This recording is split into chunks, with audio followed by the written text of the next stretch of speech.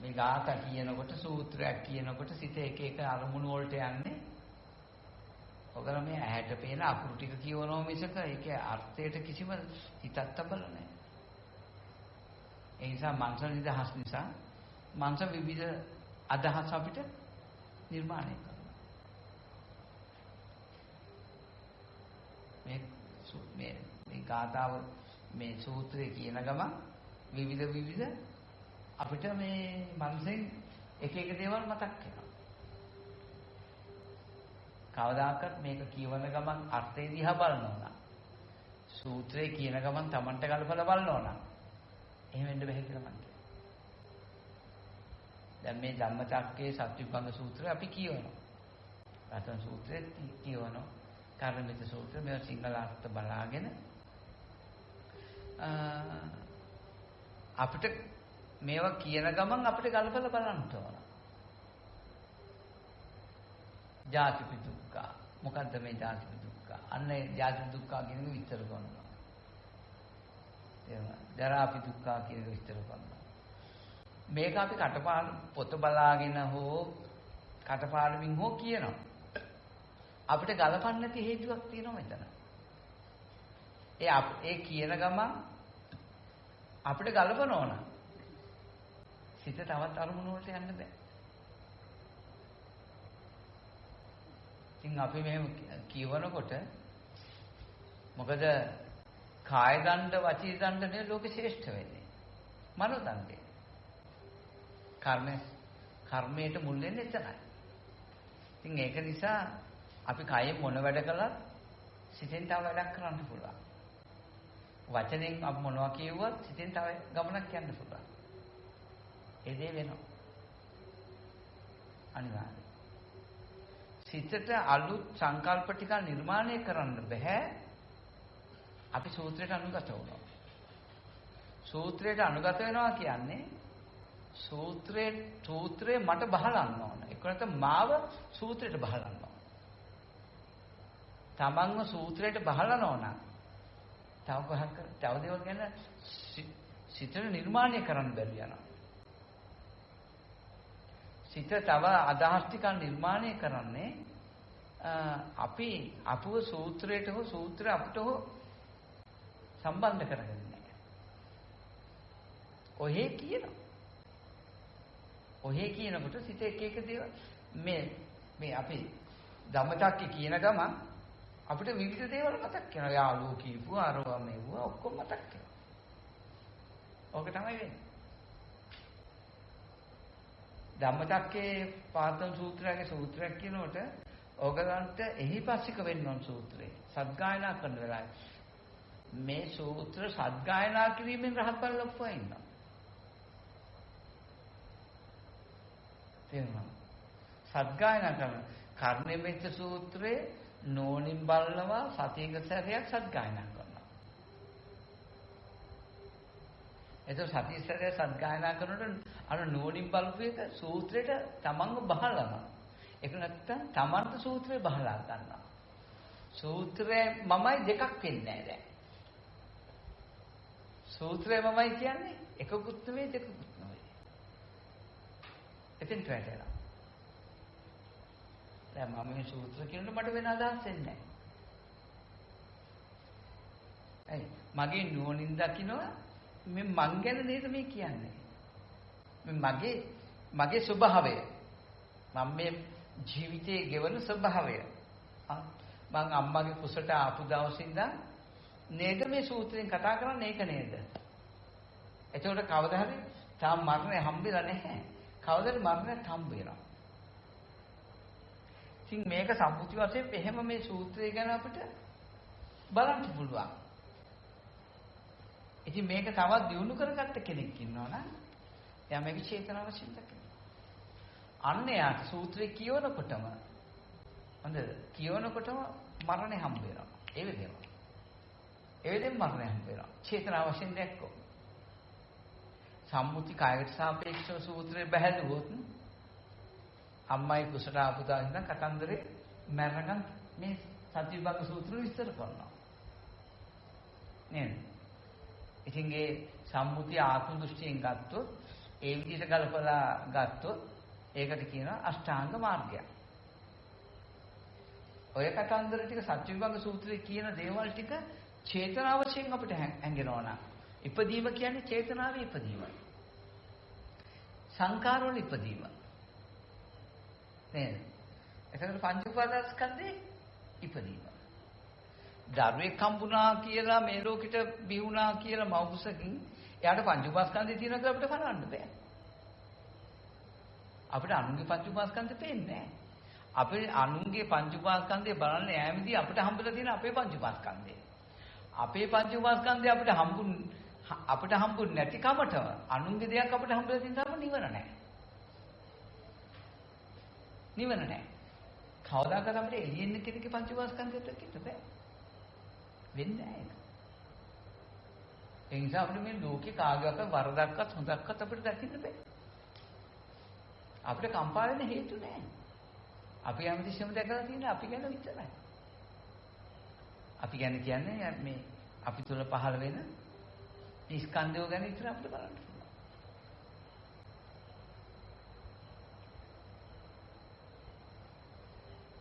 ඉතින් ඒක නිසා මේ සූත්‍ර කියවනකොට මේ ධම්මචක්ක කියවනකොට Tamanට බහලා ගන්න.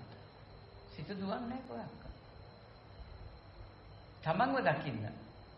මේ සූත්‍රයේ කියවෙන්නේ මේ මං ගැන නේද මේ? කියන්නේ මේකින් ආයෙ තුල මම ඉන්නවා නේද කියලා. ඒ වගේ ප්‍රශ්න අහලා ඉන්නේ ලෝකේ. මේක හැබැයි මේ කතා කරන භාෂාවක් හොඳේ. මේක මේ විදිහට කියන්න තු ඉතින් බෑ ඉතින්. ඒක නිසා මේ සූත්‍රේ බහලා ගන්න තමන්ට භාෂාවක් නැතුව සූත්‍රේ බහ ගන්න පුළුවන් නම් ධම්මචක්කේ කියන වෙලාවට සත්‍යවිභංගේ හුඟම හොඳයි. ධම්මචක්කේ ටිකක් අමාරුයි. නාවකේට අමාරුයි. සත්‍යවිභංග සූත්‍රේ බහලන්න ලේසි. ඇයි? හැම එකම විස්තර කරන නිසා. ඒක බහ ගන්න ලේසි. එතකොට මේ බහ ගැනීම ලෝකෝත්තර ප්‍රඥාවෙන් නෑ. වැඩේපත් තියෙන ආපෝ සූත්‍රය කියලා ඉන්නකොට යාට තමයි රහත් වෙන්න පුළුවන්. සූත්‍රය අවසානයේ රහත් වෙන්න ඕනේ යා. අයනංග අදහස එච්චරයි. එතකොට කෙනෙක් පුද්ගලයෙක්ගේ සටහනක් නෙමෙයි. චිත්තසයිසිකයන්ගේ වැඩ පිළිවෙල යා නුවණින් දකින්නේ. මේ ධම්මචක්කපවත්ත මේ සත්‍යවිභංග සූත්‍රය. ධම්මචක්ක ටිකක් අමාරුයි. මොකද විස්තර දන්නේ නැති කෙනෙකුට ධම්මචක්කය අල්ලන්න අමාරුයි. සත්‍යවිභංගය හොතර දන්න කෙනාට ධම්මචක්කය ලේසි වෙනවා. ධම්මචක්කයෙන් අල්ලගන්න පුළුවන් නම් හොඳයි ඉතින්. විවිධ ඥානවන්තයන් ඉන්නවා. ඔන්නෝකයි අපි මේ සූත්‍ර කියනකොට සිත තව තව අරමුණු වල යන හේතුව. ඔහේ කියනවා කටපාඩම් කරගෙන. ඇති වෙනන්නේ නැහැ. ඒකනේ අපේ ලංකාවේ කොච්චර පිරිත් කියනවාද? ගෙයින් ගෙට කියනවා, පන්සලින් පන්සලට කියනවා, ආරාමෙන් ආරාමයට කියනවා. වැඩක් නැහැ. කටපාඩම් කරගත්ත එකක් කියෝ ඉන්නවා. Tamanට බහලා නැහැ.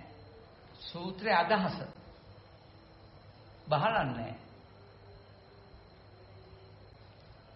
මේ සූත්‍රය කියනකොට බලන්න මේ සත්‍ය ගැන නේද කියන්නේ මේ මගේ පැවැත්ම ගැන නේද මේ කතා කරන්නේ මට මේක කියන්න බෑ තමන්ගේ බුද්ධිය මේක හදා ගන්න ඕන අදාගෙන ඒ විදිහට මේ කරන්න ඕන ආපහු සිත එහෙම දුවන්නේ නැහැ. අපි පිළිකී කියන ගමයි කවුරු හරි આવුත් එයා දිහා බලනවා. ඒ කියන්නේ එයා දිහා බලනවා නම් දෙස්ස කියනවා. ඒ කියන්නේ අපි මේක අපිට බහාගෙන නැහැ. අපිට බහාගත්තා නම් ඒක වෙන්නේ නැහැ. අන්න අපිට බහාලාගෙන මේක බලන්න නුවණක් තියෙනවා. සංඛාරු සිහියෙන් යුතුව සතියෙන් යුතුව මේ පිළිත් කියන එක අවඩක් නෙවෙයි. පිරිත් කියන්නේ අපි දන්නේ නැහැ. මම නම් කියන්නේ ඒකයි. පාලි ඉගෙනගෙන මේවා හොඳ සත්ගායනා කරන්න පුළුවන් දක්ෂතාවය නෙමෙයි පිරිත් කියන්න පුළුවන් කියන එක. තේරුණාද? බුදුරජාණන් වහන්සේ මේව සත්ගායනා කරන්න කිව්වේ මේ භාෂාවෙන් ඉගෙනගෙන මේ ශබ්ද උච්චාරණය හොඳට දෙන එක නවත්තන තැන හොඳට නවත්තලා වචන හොඳට ශබ්ද කළා මේක නෙවෙයි. මේක කියන ගමන් තමන්ව දකින්න. මේ සත්‍ය විභංග සූත්‍රයේ තියෙන අපේ මේ ජීවිත චක්‍රය. ඉපදිලා වයසට ගිහිල්ලා ලෙඩ වෙලා මරණයට පස්සේ චක්‍රය මේ කතා කරන්නේ. වෙන මොකුත් නෙවෙයි. ඉතින් ඒ සම්බන්ධව ඔන්න දුක පෙන්නුවා ওই ටික. දුක සමුදය කියලා මෙහෙම තණ්හා කියලා ධර්මයක් තියෙනවා. මෙන්න දුක සමුදයක් පෙන්නනවා. මෙන්න දුක නිරෝධයක් පෙන්නනවා. මෙන්න මාර්ගයක් පෙන්නනවා. තමාතු වෙන්නේ මේ ඔක්කොම තියෙන්නේ. මේ අපි පාවිච්චි කරන්නේ මේ සත්‍යවිභංග සූත්‍රයයි. මේ තියෙන්නේ මේ මම කියලා අද මේ මං අල්ලන් ඉන්නේ සත්‍යවිභංග සූත්‍රය. ධම්මචක්කය මේ තියෙන්නේ. ධම්මචක්කය කියන්නේ පොතේ තියෙන වෙනම මේ එකක් රහත් වෙන්න කියපු එකක් කියලා එහෙම ගන්න නැතුව මේ ඝන වශයෙන් මේ හැදලා තියෙන මේ රූපයත් එක්ක වේදනා සංඥා සංකාර පංචමාස්කන්ධේ තියෙනවා. මේ මම මේ කනවා බොනවා මගේ මේ චර්යාවක් තියෙනවා. මේ ටික මේ ධම්මචක්කේ නෙමෙයි. ධම්මචක්කය කියලා අමුතු ධර්මයක් හොයන්න එපා. සත්‍යවිභංග සූත්‍රය කියලා තව අමුතු එකක් හොයන්න එපා. ඒකයි මේක කොච්චර අර්ථ සහිතව කොච්චර ශබ්ද උච්චාරණය කරන තුනක් වැඩක් නැහැ. ඒ නිසා බුදුහාමුදුරුවෝ කියනවා මහණෙනි යම් භාෂාවක වචනයක් වැරදුනොත් ඒකට මුත් කියන්න එපා කියනවා. උච්චාරණය වැරදුනොත් ඒකට මුත් කියන්න එපා කියනවා. අර්ථය වැරදුනොත් විතරයි අර්ථය වැරදුනොත් විතරයි හානිය තියෙන්නේ. වචන වැරදුනට හානියක් නැහැ කියලා බුදුරජාණන් වහන්සේ. දැන් අපි මේ සූත්‍ර කියනවා අපිට වචන වර්ධිනවානේ. අපිට නියම શબ્දය සමාර්ථකේවත් කියාගන්න බැරි යනවා. ඕක නෙමෙයි. ඕක ලොකු ප්‍රශ්නයක් නෙමෙයි. තේරුණා? ලොකු ප්‍රශ්නේ මොකද්ද? ලොකු ප්‍රශ්නේ ඒක අර්ථය දන්නේ නැතිකම. නිසා හොඳට මතක තියාගන්න මේ ධම්මචක්කය කියන්නේ ධම්මචක්කපවත්තන සූත්‍රය කියන්නේ අපේ දෛනික ජීවිතේ. එච්චරයි. ඕක අපිට සංඛාර වශයෙන් දකින්න පුළුවන් නම් එයාට මේ ධම්මචක්කය කියන වෙලාවේ එයාට එහි පස්සික ධම හම්බ වෙනවා. ඒ වෙලෙම සෝවාන් සතරදාම අනාගාමී රහත් කෙනෙක් තරම් ඵලයකට පැමිණෙනවා. අනිවාර්යෙන් වෙන්න ඕන. ඒ නිසා මේ ධම්මචක්කය කටපාඩමින් කරන්න පුළුවන් වුණාට වැඩක් නැහැ. එහි අර්ථය, ඒ වචනය මේ වචනෙන් කියන්නේ මේ මං ගැන නේද කියන එකට යනවා. ඒක ධම්මචක්කයේ තියෙන සියලු වචන ටික අර්ථ ටික සංඛාර. අන්න සංඛාර නිරෝධයක් අපිට හම්බ වෙනවා. මේ සංඛාරය මේ සංඛාර සමුදයයි මේ සංඛාර නිරෝධය මේ සංඛාර නිරෝධ කරන මාර්ගයයි. වැඩි කොට චතුරාර්ය සත්‍ය පහදලා.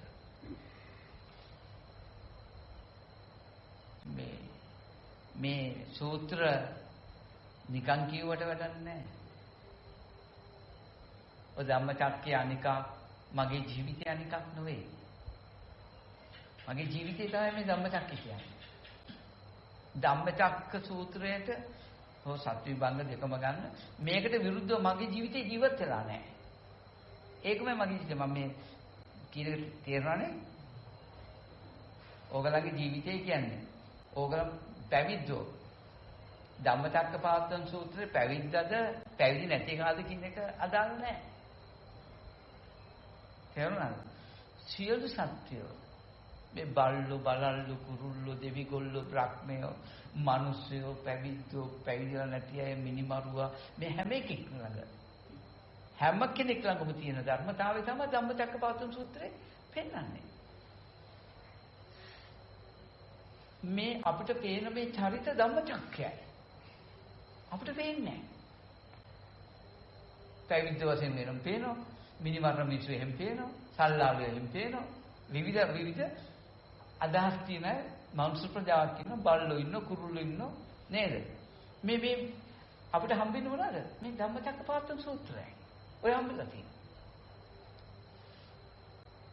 ඒගොල්ලෝ මේ ලෝකේ සංසම්මා කියන්නේ ධම්මචක්කේ. කියන්නේ මේ සංසාර චක්‍රයක් ගැන ගන්න එපා. ධර්ම චක්‍රය. වර්තමානයක් දකින්න ඕනේ. අපිට මේ මිනිස්සු ජීවත් වෙනවා, අපි ඉන්නවා, කනවා, බොනවා, අපි විනෝද වෙනවා. මේ ඔක්කොම තියෙනවද? ඒ සත්‍ය විභංග සූත්‍රය. මේ සූත්‍රයේ තමයි අපිට ආත්ම දෘෂ්ටියෙන් මේ මිනිස්සු ජීවත් වෙනවා කියලා අපිට හම්බුලා තියෙන්නේ. ඒ වුණාට අපි මිනිස්සු ජීවත් වෙන රටාවේ මේ බුදුහාමුදුරු පෙන්නපු ධම්මචක්කේ, මේ සාරිපුත්ත මහ රහතන් වහන්සේ පෙන්නපු මේ සත්‍ය විභංග සූත්‍රය නේද මේ ලෝකයේ කියන්නේ කියන එක. දන්නේ නැහැ කවුරු. මේ ලෝකයේ කියන්නේ ධම්මචක්කපවත්තන සූත්‍රයට. වෙන මොකටද නෙවෙයි. ලෝකේ හම්බෙලා තියෙන අපේ සංඛාර වලට. එහෙනම් ධම්මචක්කපවත්තන සූත්‍රෙ නෙවෙයි තියෙන්නේ. ඒ ධර්ම ශක්තිය කියන්නේ ඕකටනේ. මේක දැකීමනේ ධර්ම ශක්තිය. ලෝකේ දකිනවා කියන්නේ ඒකනේ. ඔය ධම්මචක්කේ කොච්චර ගහම්බිරද කොච්චර ගැඹුරුද අපිට පේනවද ඔය? පිස්සු. ඔය සත්ගායනා කරන අයට තේරෙන්නේ නැහැ මේක. සත්ගායනා කරන එක වරදක් නෙවෙයි. සත්ගායනා කරන වෙලාවට මේ තුන් ලෝකෙක ධම්මචක්‍රය මේ කතා කරන්නේ. තුන් ලෝකෙක තියෙන ධර්ම චක්‍රය. මේ තුන් ලෝකෙ තියෙන ධර්ම චක්‍රය අපි අරන් තියනවා මේක මනුස්ස ලෝකේ, අර්ග දිවි ලෝකේ, අර්ග බ්‍රහ්ම ලෝකේ. මේක සතර අපාය. මනුස්ස ලෝකෙත් පැවිද්දෝ ඉන්නවා, හොඳ මිනිස්සු ඉන්නවා, නරක මිනිස්සු ඉන්නවා, පින්පව් තියෙනවා. මේ ධම්මචක්‍රයයි. ධම්මචක්කපවත්තන සූත්‍රය. ධම්මචක්කපවත්තන සූත්‍රයෙන් කතා කරන්නේ තුන් ලෝකේ ගැන. හැබැයි ආත්ම දෘෂ්ටි, ඇතකින දෘෂ්ටි, නැතකින දෘෂ්ටි පෙරෙන්නේ නැහැ. ධම්මචක්කෙලි. හේතු ප්‍රත්‍ය ධර්මයක්. ධම්මචක්ක කියන්නේ. මේ ධර්මයේ තමයි අපිට මේ මිනිස්සු වශයෙන් හම්බෙලා තියෙන්නේ. ලෝකයක් වශයෙන් හම්බෙලා තියෙන ওই ධර්මය. ඉතින් බුදුරජාණන් වහන්සේගේ ධම්මචක්කපවත්තන සූත්‍රයයි අපි පරිහරණය කරන මේ ලෝකයයි මාවයි අනුනුයි දෙකක් නෙවෙයි. නිවන බොහෝ දුර නෙවෙයි කියන්නේ. මේ ධම්මචක්කපවත්තන සූත්‍රයේ තේරුම් ගන්න පුළුවන් නම් නිවන ලැබුණා. ඒ වෙලෙම ලැබෙන්නේ.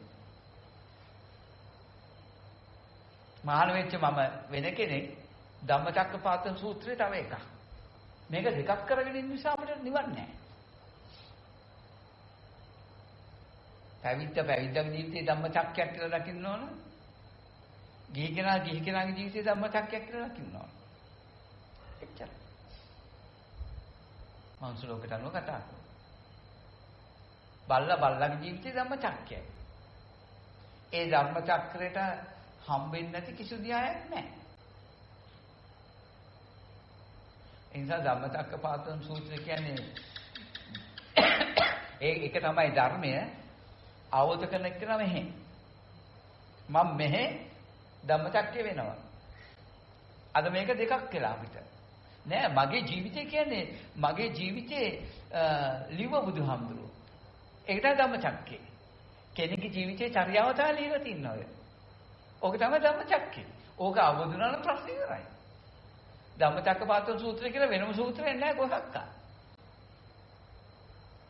අපේ බුද්ධියෙන් දකින්න ඕන ධම්මචක්කේ මේක වචනෙන් ආවා.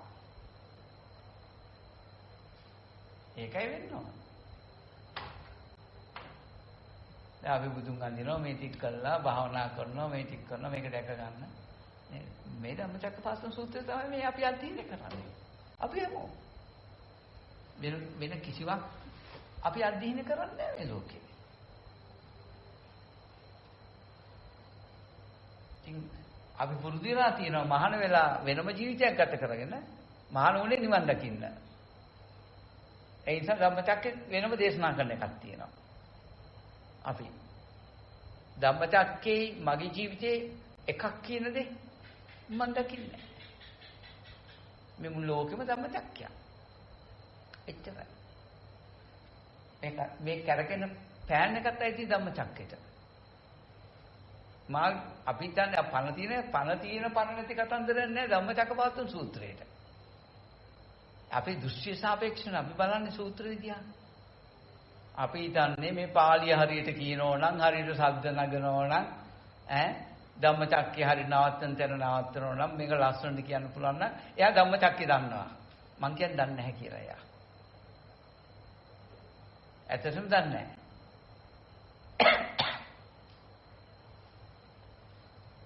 එදාන බැමිති සාගතය ඒක රහතන් වහන්සේලාට ප්‍රශ්නයක් වුණේ නැහැ. ප්‍රත්‍යඥයන්ට ප්‍රශ්නයක් වෙන්නේ නැති. ඒවා. ඒකත් ඇල ධම්මචක්කේ තමයි තියෙන්නේ.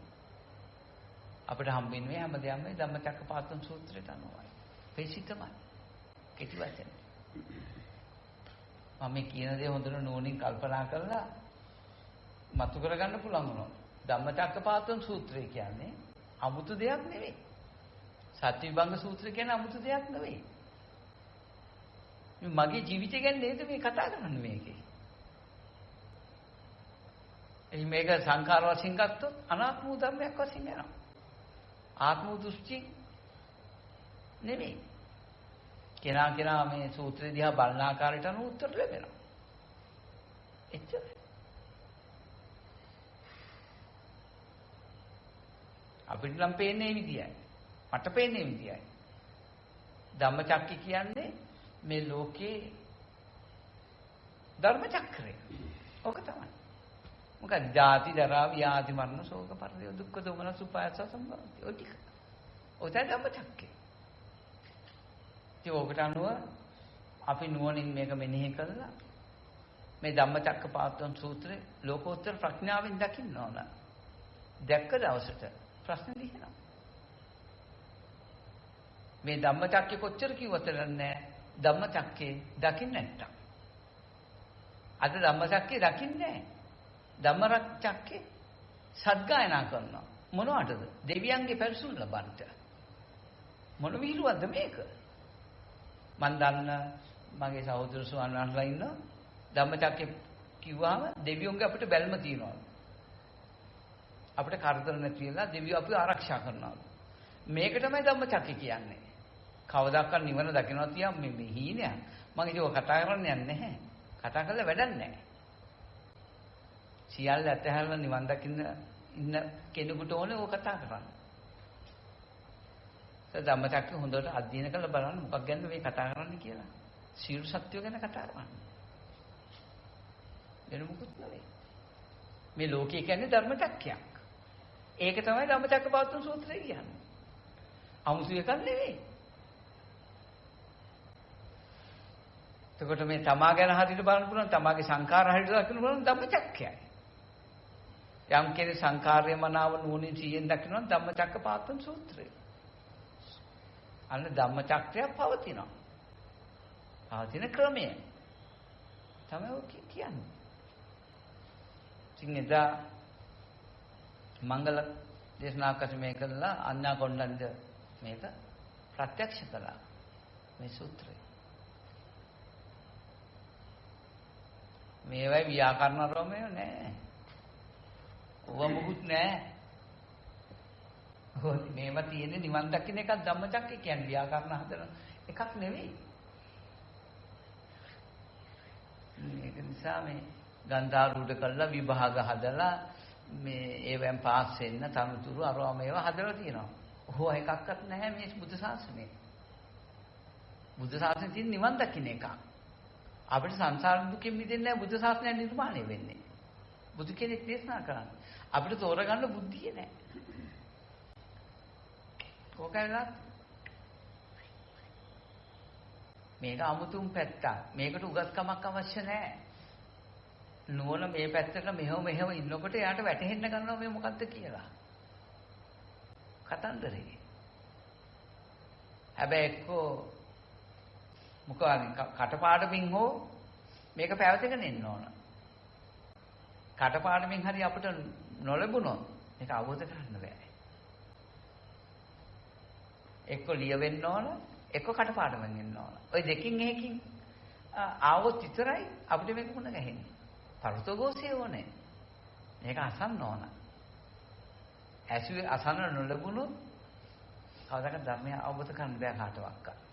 ඒක වෙන්නේ නැහැ. ධම්මචක්කේ දකින්න බෑ. මේ ලෝකේ කියන ධර්මචක්‍රය නේද? ධම්මචක්කපවත්තන සූත්‍රයේ මේ අද අපි සම්මුතියෙන් හදන් ඉන්න ලෝකය දෙකක් නෙවෙයි. එකම ඒ ලෝකේ තමයි ධම්මචක්කය කියන්නේ. ඉතින් මේක හොඳට දකින්න. එසා මේ ධම්මචක්කපවත්තන සූත්‍රය කිව්වයි කියලා අපිට කවදාකවත් මේ ලෝකෙන් සහනයක් නැහැ. මේ භෞතික ලෝකෙන් අපිට කිසි දෙයක් වෙන්නේ නැහැ. මොනවා කිව්වත් එකක් නැහැ. පිරික්කුවයි කියලා අපිට කිසි දෙයක් වෙන්නේ නැහැ. ඇයි? පෙරේතෝ භූතයෝ කියන්නේ ඒ ධම්මචක්කයට ඒ පෙරේතෝ භූතයන්ගේ පැවැත්ම ධම්මචක්කයයි. ඒගොල්ලන්ගේ පැවැත්ම තමයි ධම්මචක්කයේ තියෙන්නේ. ඒගොල්ලන්ගේ පැවැත්ම. දැන් අපේ පැවැත්ම ධම්මචක්කය වගේ. අපි වයසට යනවා, ලෙඩ වෙනවා, මැරෙනවා නේද? ඉපදෙනවා. මේ ධම්මචක්කය.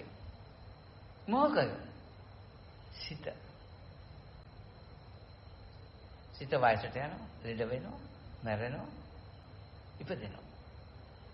එතනින් දකින්නවා. ඊට සිතේ තියෙන සංකාර වල තියෙන ධම්මචක්කය තමයි ඔය ධම්මචක්කපවත්තන සූත්‍රය කියලා බුදුරජාණන් වහන්සේ පෙන්නන්නේ. මේක ගැඹුරුයි, හාත්පස ගැඹුරුයි. හිතන්න බෑ කෙනෙකුට ලේසියෙන්. ඉතින් ඕක හරියටම වැටෙනවා නම් ඕක කියෝ ඉන්නේ නැහැ. කියන එක හොඳයි. හැබැයි කියන්නේ බාහිර ශක්තිය බලාපොරොත්තුෙන්. දැන් උපද්‍රවයක් තියෙනවා නම් හොඳද? ඒ උපද්‍රවය ලෙඩවීම. ලෙඩවීම ගැන කතා කරනවද සත්‍යභංග සූත්‍රේ? ධම්මචක්කේ නැද්ද? දැන් ඕ ලෙඩවීම කියන්නේ ධම්මචක්කේනේ. මම දෙන කියනක තේරෙනවනේ. ධම්මචක්කේ කියන්නේ අපි තුල සිදුවෙන එකනේ. නේද? දැන් අපි තුල සිදුවෙන එක තමයි ධම්මචක්කේ කියන්නේ.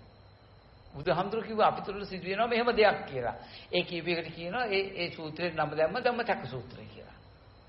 නමක් දැම්මා. අපි ළඟ සිදුවෙන දේ කියලා.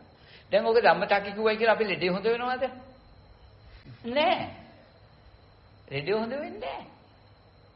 ලෙඩේට බෙහෙත් ගන්න ඕනේ. බුදුහාමුදුරු බෙහෙත් අරන් පෙන්නන්නේ ඒකයි. ලෙඩ හැදුනොත් බෙහෙත් ගන්න ඕනේ. නිකන් හොඳ වෙන්නේ නෑ ලෙඩ. කවදාකවත් ධර්ම ශක්තියකින් ලෙඩ හොඳ වෙයි. ධ්‍යාන ශක්තියකින් ලෙඩ හොඳ වෙයි. ඔය මෝඩ අදහස් වලටන් එන්න එපා. මේ බුදුදහම නිසා ලෙඩ හොඳ වෙන්නේ නැහැ. එහෙම ධර්මයක් බුදුහාමුදුරු දේශනා කළා නැහැ. පිරිත් කියලා ලෙඩ හොඳ කරන්න භූත දෝෂ ඒව යවන්න බෑ. භූතය කියන්නේ කවුද? භූතයයි. ඉතින් අපේ හිත ඇතුලේ. හිත ඇතුලේ තියෙන අපේ දෘෂ්ටි සහගත දෙයක්. ඒකට කියනවා භූත දෝෂයක් කියලා. දැන් ඔයාට මාව පේනවනම් නේද?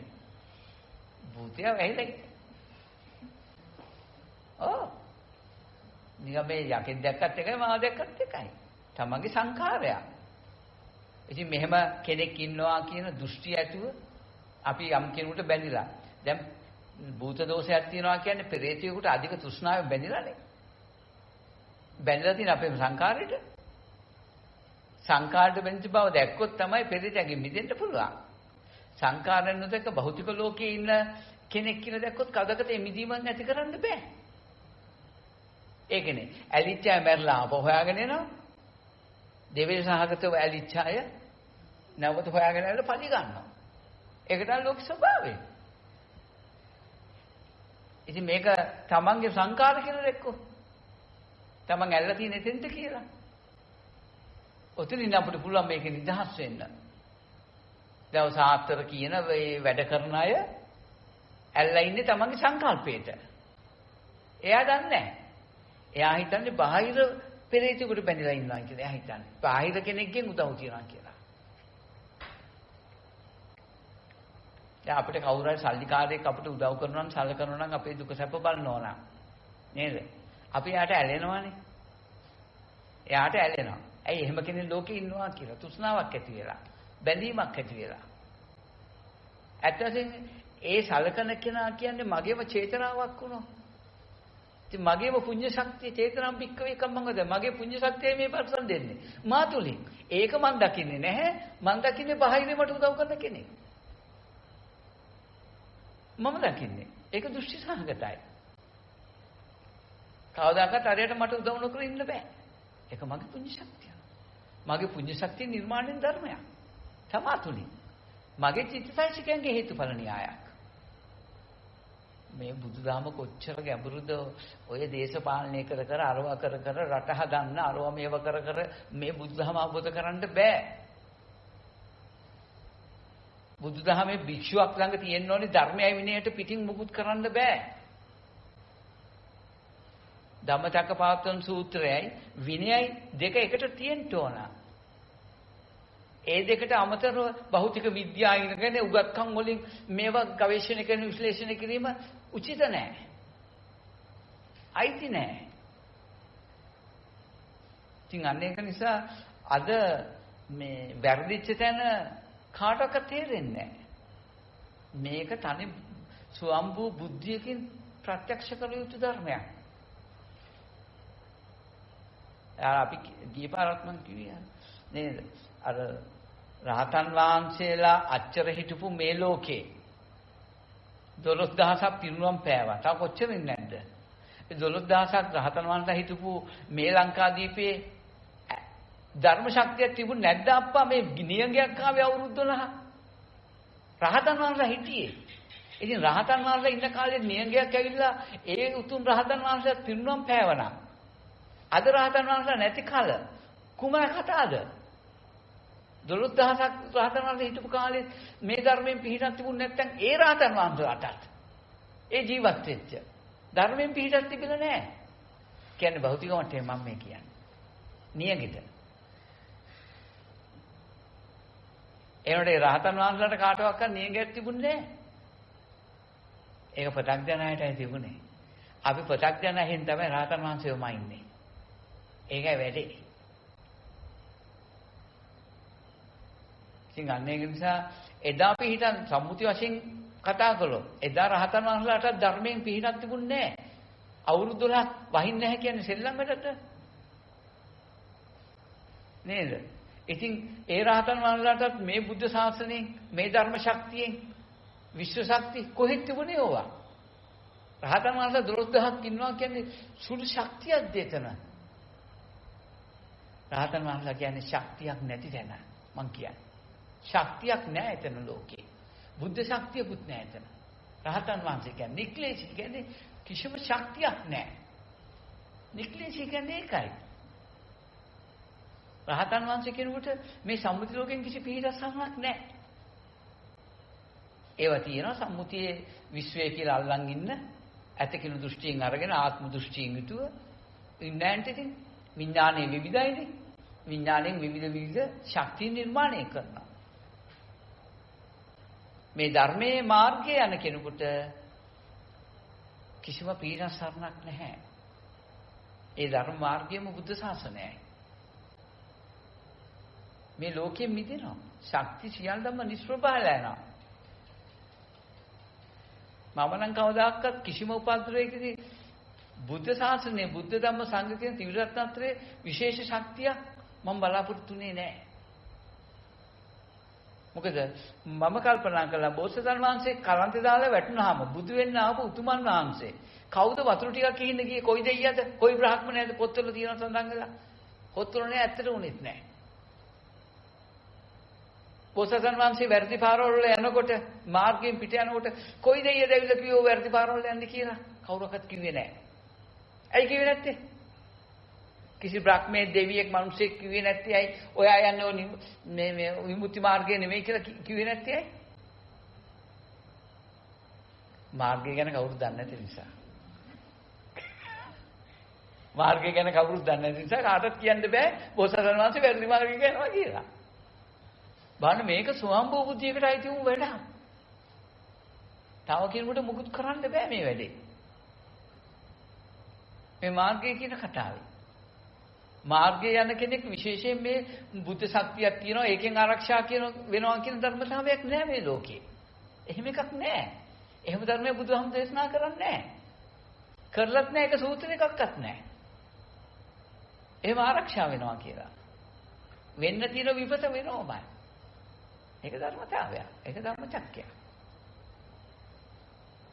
මම නම් දකින්නේ. දෙයියනේ මේ විපතක් එන්න හා විපතෙන් බේරෙන්න හෝ කෙනෙක් ඉන්න බෑ. ධර්මතාවයන්නේ. මොකක්ද ධර්මතාවය මේ ලෝකේ? ජාතිය, ජරාව, ව්‍යාධිය, මරණ කියන ධර්මතාවය. ඔයටදී මොකක්ද තියෙන්නේ? ඔය ජාති, ජරා, ව්‍යාධි, මරණ නෙමෙයි අපි නම් දාලා මේ අහවලා කියලා මේ අල්ලන් ඉන්නේ. නේද? මේ ජාතියට අපි කියනවා සුනීත කියලා. නේද? මේ ජරාවට අපි කියනවා දිනරතන කියලා. නේද? එතකොට ওই ව්‍යාධියට කියනවා දින මෑනියෝ කියලා. නේද? දැන් ඔය එක තැන්වල මරුණාම කියාවි. මරණයට කියනවා සුනීත මරුණා, දිනරතන හම්දුර මරුණා, අපවත් වුණා කියලා අපි කියාවි. දැන් ඒතර අපි මේ නම් ගොත් දාගෙන ඉන්නේ මේ ජාජ්ජරා ව්‍යාධි මරණ වලට නෙවෙයිද? හිතලා බලන්න. ඒක ජාජ්ජරා ව්‍යාධි මරණ කියන්නේ සත්‍ය පුද්ගලෙක්ද? නෑනේ. වයසට යනවා කියන එක සත්‍ය පුද්ගලෙක්ද? ලෙඩ වෙනවා කියන්නේ සත්‍ය පුද්ගලෙක්ද? මරණය කියන්නේ සත්‍ය පුද්ගලෙක්ද? ධර්මතාවය, ධම්මචක්කයක්. ලෝකේ සත්‍යයක්. අපි මේ ස්වභාවය නොදැන මේවට නම් දාගෙන අපි මේ ඉන්නවා. මං ලෙඩ වෙලා, මං වයසට ගිහිල්ලා, මම කරගෙන ඔක්කොම ඒවා ටික. ධම්මචක්කේ මම වෙන්නේ නැහැ ඔය එකක්වත්. ආත්ම දෘෂ්ටියෙන් ධම්මචක්කයක් නැහැ. ධම්මචක්කය කියන්නේ අනාත්ම ධර්මයක්. කෙනෙක් ළඟ සිදුවෙන අනාත්ම වූ ධම්මචක්ක පැවැත්මක්. ධම්මචක්කපවත්තන සූත්‍රය. එච්චරයි. ඒ නිසා මේ ධර්මයේ දකින්න තමා තුළින් ධම්මචක්කය දකින්න. ධම්මචක්කපවත්තන සූත්‍රේ සද්ගායනා කළාට කමන්නේ තමා තුළින් දකින්න. ඒ සූත්‍රය කතා කරනකොට තමන්ව බහලන්න සූත්‍රයට. මේ කතා කරන්නේ මගේ පැවැත්ම නේද? මගේ කියන්නේ මේ වචනෙට කියන්නේ මගේ කියලා කෙනෙක්ගේ නෙමෙයි අනාත්ම වූ ධර්මය. මගේ ළඟ පවතින මේ පරිහරණය කරන මම කියලා පරිහරණය කරන මේ අනාත්ම වූ මේ ජාජ්ජරා ව්‍යාධි මරණ මේ ධර්මතාවය නේද? මේ බුදු කෙනෙක් ධම්මචක්කපවත්තන කියලා පෙන්නන්නේ. මේකින් ගැලෙන මාර්ගය සම්මාදිට්ඨි, සම්මා සංකප්ප, සම්මා වාචා කියන මාර්ගාංග 8ක් ගැන කතා කරන බුදුරජාණන් වහන්සේ. මේ අවබෝධය නේද මේ කතා කරන්නේ? තා කිසිවක් නෙමෙයි. ධම්මචක්කපවත්තන සූත්‍රය කියලා වෙනම එකක් ගන්න එපා. ඕක කටපාඩම් කරන එකක් නෙවෙයි. ඕක තමා තුළින් දකින්න එකක්. මේක දකින්න හම්බුනේ නැතුනොත් කවදාවත් මේක ලියන්න බෑ. මම මේ දෙන්න පණිවිඩේ වචන අඩුයි. මගේ දැක්මේ. ඒක මට තේරෙනවා. ඉතින් වචන අඩුයි කියන්නේ වචනෙට ගේන්න බෑ, අමාරුයි. මම උත්සාහ කළාට එන්නෙම නෑ. අදහස දෙන්න බෑ. අමාරු වෙනවා. ඒ තමන් මතක තියාගන්න ධම්මචක්කපවත්තන සූත්‍රය කියනලාට මේ මම පරිහරණය කරන්නේ ධම්මචක්කයයි. මේක ගැන තමයි මේ කතා කරන්නේ. ඒ නිසා ධම්මචක්ක සූත්‍රය තමන් බහලන්න. ඒක නැත්නම් තමන්ට සූත්‍රය බහලන්න. දෙකෙන් එකක් කරගෙන සූත්‍රය සත්‍යයනා කරන්න. අපිට සූත්‍රේ මනාව පේන ගන්නවා. අනිත්‍ය දුක්ඛ අනාත්ම මේ ධර්මේ පේන්න ගන්නවා අපිට. ඒ නිසා ධම්මචක්කය ලෝකයා වැරද්දවා ගත්තට හොඳද? ඕගලම වරද්ද ගන්න යන්න එපා. බුදු කෙනෙක්ගේ ධර්මයේ අද අපිට නිවන නැත්තේ, සෝහම් ඵලෙ නැත්තේ, මේ රහත් ඵලෙ නැත්තේ ඇයි? මම කියලා කෙනෙක් ඉන්නවා, මම පැවිදිලා ඉන්නේ, මම ධම්මචක්කේ කටපාඩම් කරන් ඉන්නේ. මං හරියට කියනවා. ව්‍යාකරණානුව නවත්තන්න මේ ශබ්දය හොඳට උච්චාරණය කරන උන්ට උච්චාරණය කරමින් මම එක් කියනවා. ඕක නෙමේ ධම්මචක්කපවත්තන සූත්‍රය කියන්නේ. ඕක ඔක්කොම අවිද්‍යා භූමියට යනවා. ඔය වැඩ පිළිවෙල. විද්‍යාව කියන්නේ Tamanට කල්පගෙන බලන එක. ධම්මචක්කපවත්තන Taman ළඟ තියෙන හේතුඵල න්‍යාය. වෙන මොකුත් නෙවෙයි. ඉතින් Taman දක්ෂ වෙලා මේ කරන්න. අපිට තියෙන්නේ අපි මොන සූත්‍රයෙන් ආවත් අපිට තියෙන්නේ ධම්මචක්කපවත්තන සූත්‍රය අවබෝධ කරන්න. ඔය සූත්‍රයට හවුවෙන්නේ නැති කිසි සූත්‍රයක් අවුරුදු 45 තුලම දේශනා කළේ නැහැ. රෝහණ නදී ගියා ප්‍රශ්නේ විසඳන්න. ඕකත් ධම්මචක්කපවත්තන සූත්‍රය. රෝහණ නදියේ මේක මට නුවරට පේන්නේ විදියට. ධම්මචක්කපවත්තන සූත්‍රයේ නෑ බුදුහාමුදුරුවෝ කියපු ධර්මයේ අනික රෝහණ නදී ප්‍රශ්න විසඳන්න ගිය එක සම්මුති ප්‍රශ්නයක් නෑ. රෝහණ නදී ප්‍රශ්නේ ධම්මචක්කපවත්තන සූත්‍රයේ අන්තර්ගතයි. ඒ ධම්මචක්කපවත්තන සූත්‍රයේම තමයි රෝහණ නදී තියෙන්නේ. ඒ ප්‍රශ්නේ තුල තියෙන්නේ ඒකමයි. මේ සම්මුති ජීවිතයේ අපි මොන ප්‍රශ්න හෝ ඇලීම් හෝ මොනවා තිබුණා. ඒ ධම්මචක්කපවත්තන සූත්‍රයමයි. ඔය සූත්‍රයට බාහිර කිසිදු දෙයක් ලෝකේ නැහැ. වෙන කිසිවක් නැහැ. ඉතින් ඒ ලෝකේ නිර්මාණය කරන්නේ මගේ සංකාරණ. මේ මගේ කය හදලා තියෙනෙත් මගේ සංකාරණ. ඔතනින් දැක්කෝ. එයා තමයි මේකෙ මිදෙන්නේ. එච්චරයි. ඔය කියන සියලු කතන්දර ටික සියලු ලෙඩ ටික සියලු මේ දෝෂ ටික රණ්ඩු සරුවල් අරව මේවා උගත්කම් අරව මේවා ඔක්කොම ධම්මචක්කපවත්තන සූත්‍රයටයි තියෙන්නේ. ඒක ධම්මචක්කපවත්තන සූත්‍රයට අයිති නෑ. අර උගත්කම් ටික කරදර ටික ප්‍රශ්න ටික ඔක්කොම බාහිර දෙයක් විදිහට දාලා ධම්මචක්කපවත්තන සූත්‍ර වෙනම දෙයක් දාගත්ත. මේ ධර්මතා දෙකකට මේක සම්මුතිය මේක පරමාර්ථය කියලා දාගත්ත නිසාමයි මේ අවුල අපිට ලිහෙන්නේ නැත්තේ. ඒකමයි ලිහෙන්නේ නැත්තේ. නිසා උත්සාහවත් වෙන්න වීර්යවන්ත වෙන්න. එච්චරයි වෙනවා. අද ඉතින් තියෙන උදුරත් එක්ක ඒකට අනුව අපි පිළිපදිමින් අපි කරන්න ඕනේ ධර්මයේ ධම්මචක්කපවත්තන සූත්‍රයට අනුව කටයුතු කිරීමයි. මට නම් මේ ධම්මචක්කය කියවනකොට සත්ගායනා කරනකොට පුදුම ඥානයක් වැඩෙන්නේ.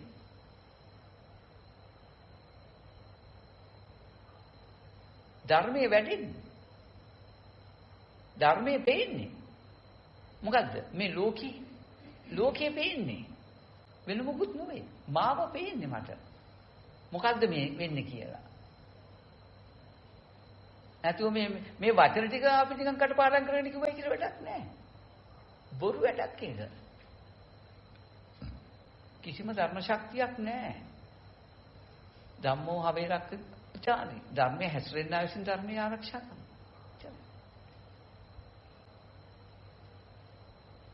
මුතන්ට එන්න බලන්න. ඒ නිසා මේ ධම්මචක්කේ සත්ගායනා කරන්න. හොඳට මතක තියාගන්න. එක්ක ධම්මචක්ක සූත්‍රයට තමාව බහලන්ට නැත්තම් තමාට ධම්මචක්ක සූත්‍රය බහලා ගන්නට. අන්නේදාට ධම්මචක්කපවත්තන සූත්‍රයේ මගේ ජීවිතය කියන්නේ දෙකක් නොවන බව වැටහෙයි.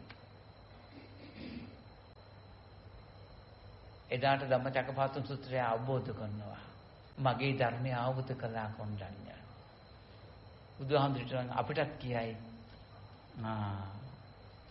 නේද මේ ධම්මචක්කේ අවබෝධ කළා කියලා. නේ තමන් මේ ධම්මචක්කේ දිහා බලන්න හැමතිස්සෙම මේ හේතුඵල න්‍යාය. අතෝ ත්‍රිපිටකයේ දක්ෂයෙක් වුණා කියලා ඇති වැඩක් නැහැ. ධම්මචක්කපවත්තන සූත්‍රය හරියට තෝරගන්න පුළුවන් නම් අපේ ජීවිතයේ තියෙන. කියන්නේ ආත්ම දෘෂ්ටියෙන් බලන ජීවිතයක් නෙවෙයි. නේද? මේ අපේ ජීවිතේ පරිහරණය කිරීම ඒ ධම්මචක්කපවත්තන සූත්‍රය. අපි මේ කරලා තියෙන. හොඳට මේ සූත්‍ර දිහා හොඳට ගැඹුරට අපි සංඛාර ධම්මචක්කපවත්තන සූත්‍රය කියන්නේ සංඛාර වල අධ්‍යයනය. අපිට ධම්මචක්කපවත්තන සූත්‍රය කියනකොට හම්බෙන්නේ පුද්ගලික අධ්‍යයනයක්. පුද්ගලික වශයෙන් යනවා. කමක් නැහැ එතනින් අපි ගත්තට නෝනති කෙනෙක් සම්මාදිට්ඨිය නෝන පිළිටු කරගෙන ඉන්නවන නේද? සම්මාදිට්ඨිය නෝන ආත්ම දෘෂ්ටිය නෑනේ. නේද? මාර්ගංගාතේ සම්මාදිට්ඨිය නේද? එතකොට අෂ්ටාංග මාර්ගයේ තියෙනවා. අරිෂ්ඨංග මාර්ගයේ නෑ. ආත්ම දෘෂ්ටිය. අෂ්ටාංග මාර්ගය කියන්නේ ආත්ම දෘෂ්ටියෙන් යන ගමන. ආරිෂ්ඨංග මාර්ගය කියන්නේ ලෝකෝත්තර දර්ශනය, අනාත්ම ධර්මයක්. ඇත්තටම අෂ්ටාංග මාර්ගය කියන්නේ ධම්මචක්කේ තමයි. ඒ අපි කරන පින් දහම් අරව මේව කවුරක්වත් කරන්නේව නෙවෙයිනේ. හේතුඵල න්‍යාය. ධම්මචක්කයක් විතරයි. ඒවා ඔක්කොම. ඉතින් ඒ උනට ලෝකෙට සාපේක්ෂව මේ ධම්මචක්කය මිත්‍යා දෘෂ්ටි මාර්ගය සම්‍යක් දිට්ඨි ධම්මදාමි කියන ලෞකික ලෝකෝත්තර මාර්ගයක් වශයෙන් බුදුහාමුදුරු පෙන්නනවා. එන ධම්මචක්කේ වැටුණොත් ඔය මාර්ග තුනම උතන තියෙනවා. අනාත්ම වූ පරිසරයෙන් තියෙනවා. ඒක ධම්මචක්කයක්. ධම්මචක්කේ ප්‍රභේද තමයි අර්ථය. බුදුහාමුදුරු පෙන්නන්නේ. උච්චරණ.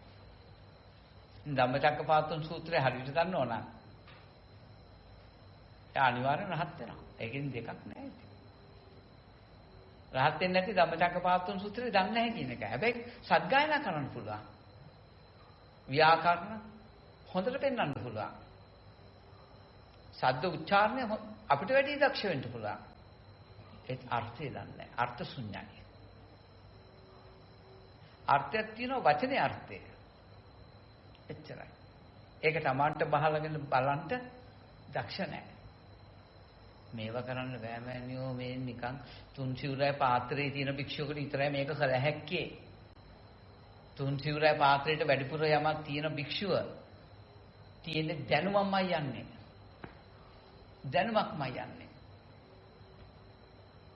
තුන් සිවුරයි පාත්‍රයේ විතරක් තියෙන කෙනා විතර මේක කරන්න පුළුවන්. මෙතන යා කාටවත් කරන්න බෑ. ඒක බුද්ධ ආඥානයක්. ඒක බුදුහාමුදුරුවෝ කියපු එකක්. අපි මේ සල්ලි කොට ගහගෙන පන්සල් කොට ගහගෙන විහාර ආරවම මේවා කොට ගහගෙන කවද මේක ගොඩ එන්නද අපිට? කවදාවත් බෑ. කවදාවත් මේක වෙන්නේ නැහැ. තුන් සිවුරයි පාත්‍රය විතරක් තියෙන හිඟන්නේකට පුළුවන්. හිඟන භික්ෂුවකට පුළුවන් මේක ප්‍රත්‍යක්ෂ කරන්න. මේක වැටෙන්නේ නැහැ, කෙලෙස් වලින් වැහෙනවා. අර ඔක්කොම කෙලෙස්. ඉතින් මේක සෙල්ලම් වැඩක් නෙවෙයි. රහත් වෙච්ච සියලු උතුමන් වහන්සේලා තුන් සිවුරයි පාත්‍රයට උරුමකම් කිව්වා. තුන් සිවුරයි පාත්‍රයට විතරක් උරුමකම් නොකියපු කිසි කෙනෙකුට රහත් වෙන්න බැරි වුණා. බුදුහාමුදුරුවෝ දෙව්රම්ගයේ ඉන්නකොට ලොකු භික්ෂු පිරිසක් එනවලු. එනකොට බුදුහාමුදුරුවෝ ආනන්ද ස්වාමීන් වහන්සේගෙන් ආනන්දේ අර මගේ ශ්‍රාවකෙ දෙන්නේ කියලා අහනවලු. ඇයි? පොට්ටනි කරේ තියාගෙන ඔළුවේ තියාගෙන ලුවෙන්නේ. හාමුදුරුවෝ. දැන් මේ වචනේ මොකද්ද කියන්නේ? එහෙම නාය මගේ ශ්‍රාවකයෝ නොවේ කියන එකයි. සිවුරේ හිටියට බුදුහාමුදුරන්ගේ ශ්‍රාවකෙක් වෙන්නේ නැහැ කවුරුවත්. ඔය සල්ලි තියෙන අරම මේවා තියෙන අය කවදාක බුද්ධ ශ්‍රාවකෙක් නැහැ. තමන් රවට්ටගෙන ලෝකේ රවට්ටලා යන ගමනක් විතරයි තියෙන්නේ. සෝදම්මන් පස්සේ සෝමන් පස්සේ මේ ධර්මයේ දැක්කොත් විතරයි මාව දකින්න කියලා බුදුහාමුදුරු කියන්නේ. ඔව් බුදුහාමුදුරුගේ වචන ගැන හොයන්න වෙනවා අපිට. අර එන්නේ මගේ ශ්‍රාවකී දානන්දේ. ඒතකොට ඒ ශ්‍රාවකයන්ගේ ස්වභාවය ලොකු පොට්ටනි ඔළුවේ තියාගෙන කරේ තියාගෙන එන්නේ.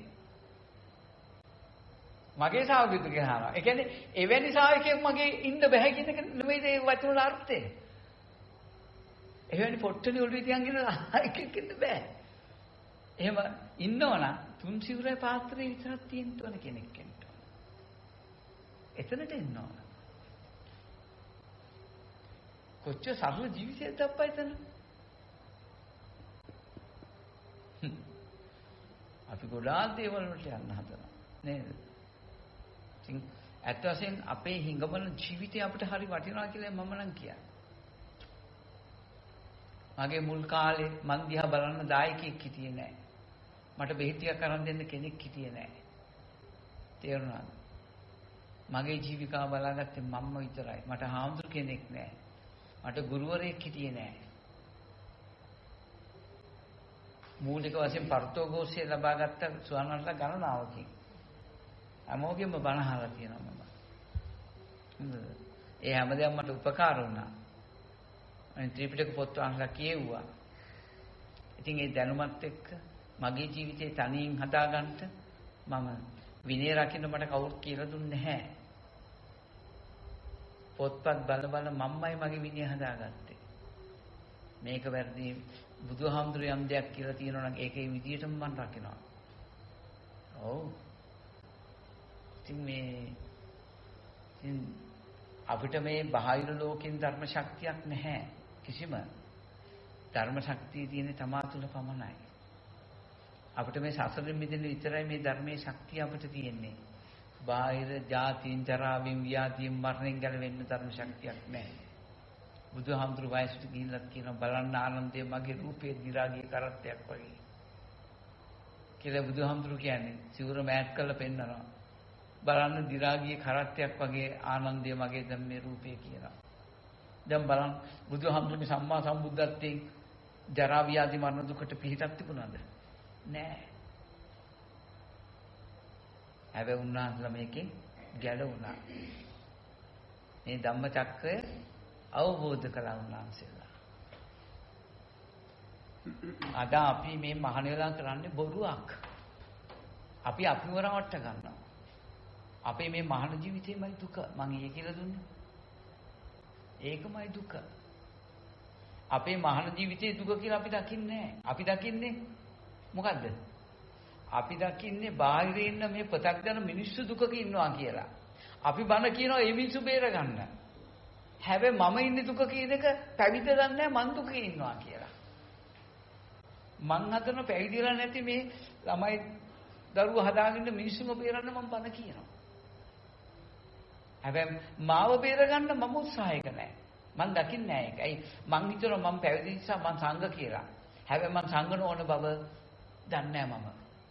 සංඝ වෙන්න මොන අර්ථයෙන්ද කියන එක බුදුහාමුදුරු ත්‍රිපිටකේ පැහැදිලි කරන්නේ මොන අර්ථකින් සංඝ වෙනවද කියන එක මට අවබෝධය නැහැ. අපි දන්නේ සිවුර දාගෙන සීමා මාලිගයට කියලා උපසම්පදා වුණාම මං සංඝ කියලා. ඒක සම්මුති සංඝ. අඤ්ඤා කොණ්ඩඤ්ඤ කියන සංඝ රත්නය පහළුනේ මොන පසුබිමකින්ද කියලා හොයලා බලන්න. ධර්මය අවබෝධ වීමෙන්. ප්‍රථම සංඝයා පහළ වුණේ මිහිඳු මහරහතන් වහන්සේ ලංකාවට ඇවිල්ලා පැවිදි කළා කෙනෙක්ව. බණ්ඩුකනේ. ඔව්. කවුද මේ පැවිදි කළේ? අනාගාමී කෙනෙක්. උපාසක. අනාගාමී කෙනෙක් පැවිදි කළේ.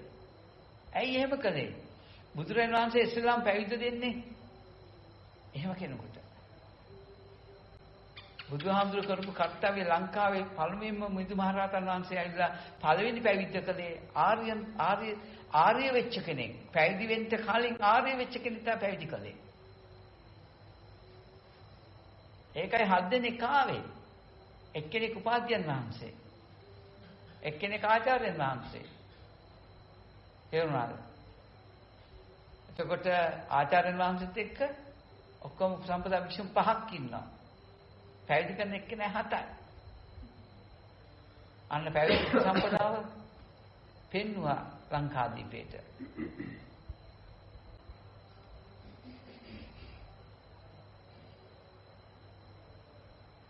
මේ අපි අපිව රවට්ට ගන්නේ නැතුව අපිට ලෝකය හදන්න බෑ.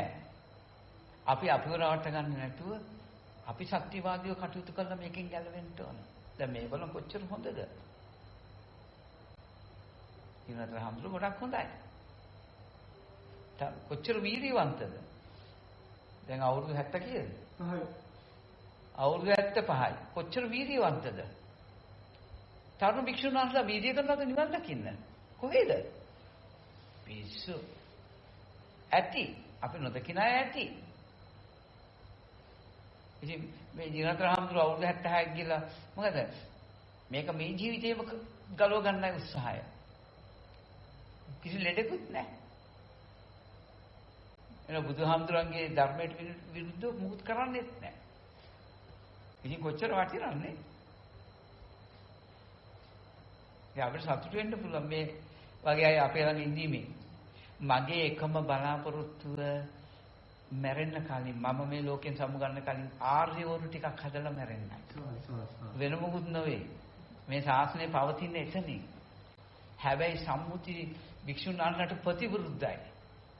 ඒ ගමන් මඟ.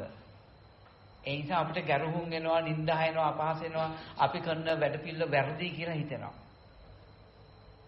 අපේ ළඟ උගත්කම් නැහැ. මං කියන්නේ භෞතික ලෝක උගත්කම් තියෙන කෙනෙක් ඔක්කොම පොළොවට වල්ලලයි මෙතෙන්ට එන්න ඕන. මෙතන නම් උගත්කම් වලට තැන දෙන්නේ නැහැ මම කවදාකවත් කාටවත්. උගත්කම තමයි ධර්මයේ හැසිරීම. මනාව මේක තෝරගෙන තමන්ගේ කෙලෙස් දුරු කරන තැනට එන්න පුළුවන් නම් ඒකයි වෙන්න ඕන. ඉතින් මගේ එකම බලාපොරොත්තුව ආර්ය වූ ඇති කිරීමයි. වෙන කිසිවක් නැහැ. මේ ටික කරන්න වෙනවා. නේද? මට සම්මුති භික්ෂුවක් හදන්න මට උවමනාවක් නැහැ. මම පැවිදි කරන්නෙත් නැහැ එහෙම අදහස. මට උවමනාවක් නැහැ එහෙම අය හදන්න. කන් බොබි තියාගන්න මට අවශ්‍යතාවයක් නැහැ. මට ඕනේ ආර්ය භික්ෂුවක් පින්ඩ පාතේ යන්න. අඩු ගන්න සෝවාන් ඵලයක් අල්ලපු කෙනෙක්.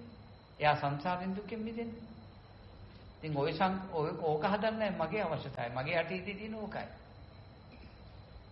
එක්කෙනෙක් හරි මං ගෝලයක් හදනවා නම් ඒක ආර්ය භික්ෂුවක් විය යුතුයි. අනාර්ය භික්ෂුවක් කවදාවත් මගේ ළඟ මං තියාගන්නේ නැහැ. ඇත්තටම මං එළවනවා. ධර්මයේ හික්මෙන්නේ නැත්තම්. මං ලේසියෙන් කෙනෙක්ව ගන්නෙත් නැහැ පැවිදි කරන්න. මම මෙච්චර කාලයක් ගත්තෙත් නැහැ. ඉතින් මේ අනුකම්පාවට පැවිදි කරන්නේ නැහැ මම. එව්ව නැහැ මගේ ළඟ. අනේ පව්. ඒව නැහැ මගේ. මගේ ළඟ තියෙන වීර්යවන්ත මේ ධර්මයේ හැසිරෙන සියල්ල අතහරින්න පුළුවන් අයට පුළුවන් මංග ළඟ පැවිදි වෙන්න.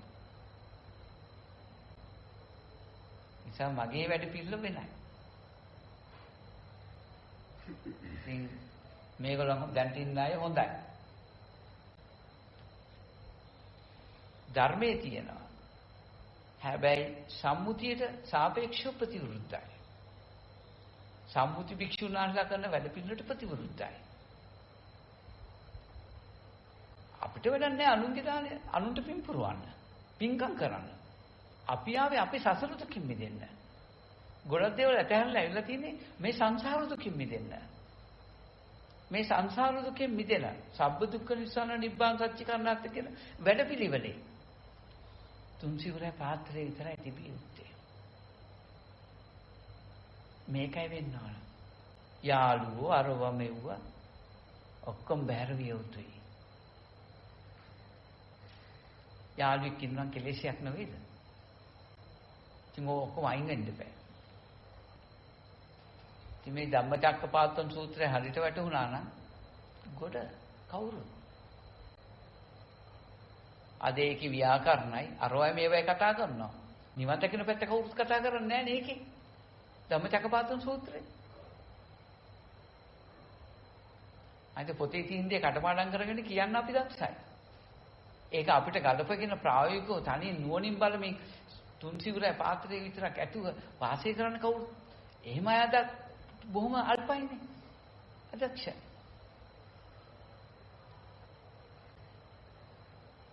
ඉතින් අපිට පුළුවන් විදිහට ශක්ති පමණින්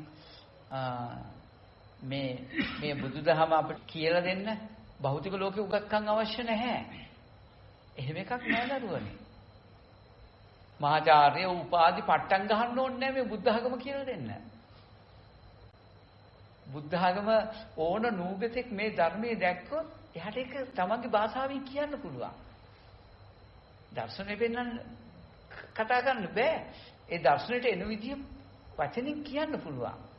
ඒකට උගත්කමක් අවශ්‍ය නැහැ. එහෙම එකක් නැහැ. බුදුහාමුදුරු කියන්නේ නැහැ එහෙම.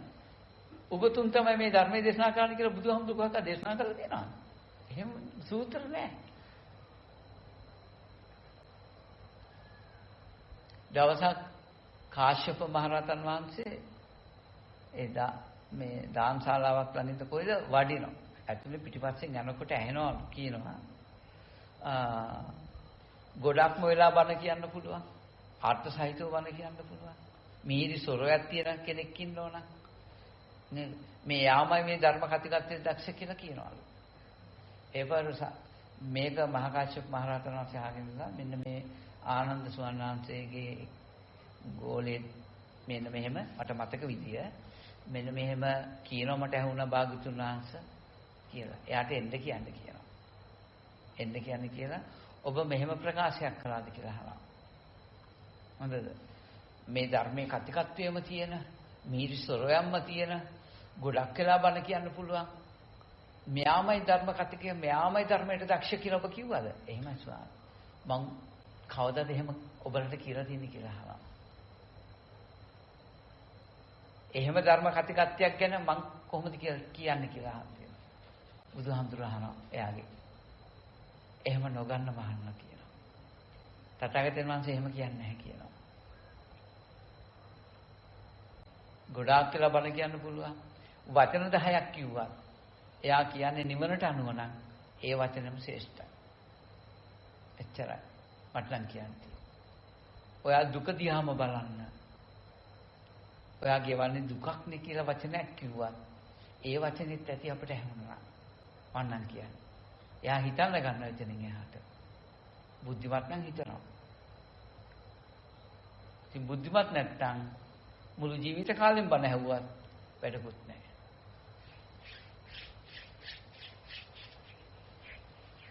ඉතින් අපි මේ ධර්ම මාර්ග වලට ආවේ ගුරුවරයෙක් කියලාද මට? ඇත්ත වශයෙන්ම මට ගුරුවරයෙක් කියලා නෙමෙයි.